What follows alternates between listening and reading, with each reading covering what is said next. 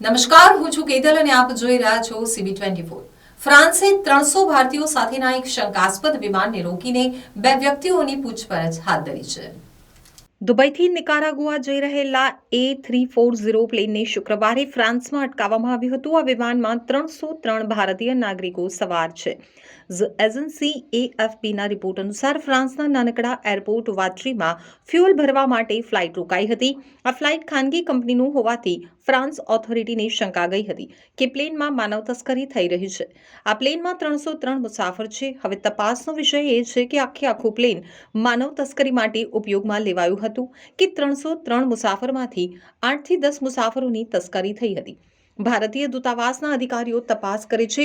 જો આખું પ્લેન માનવ તસ્કરીમાં સંડોવાયેલું જણાશે તો સૌથી મોટી માનવ તસ્કરીની આ નવી મોડસ ઓપરેન્ડી સામે આવશે। હાલમાં ફ્રાન્સની પોલીસે 2 વ્યક્તિની અટકાયત કરીને પૂછપરછ ચાલુ કરી છે। દુબઈથી ઉડેલું પ્લેન નિકારાગુઆ જઈ રહ્યું હતું। નિકારાગુઆ મધ્ય અમેરિકામાં આવેલો એક સ્વતંત્ર દેશ છે। આ દરમિયાન પોલીસને માહિતી મળી હતી કે એમાં હાજર ભારતીય નાગરિકો માનવ તસ્કરીનો શિકાર બનવાના છે। આ પછી પોલીસે આ વિમાનને રોક્યું હતું। હાલમાં આ વિશે વધુ માહિતી બહાર આવી નથી। તો બીજી તરફ ભારતીય દૂતાવાસના અધિકારીઓ પણ ઘટના સ્થળે પહોંચી ગયા છે અને ભારતીય દૂતાવાસે સોશિયલ મીડિયા ઉપર પોસ્ટ કરીને જણાવ્યું છે કે ફ્રાન્સના અધિકારીઓએ અમને આ મામલાની જાણકારી આપી છે। અમે અમારા નાગરિકો સુધી પહોંચી ગયા છીએ, તેમની સંપૂર્ણ મદદ કરી રહ્યા છીએ। આ બાબતે તપાસ ચાલુ છે।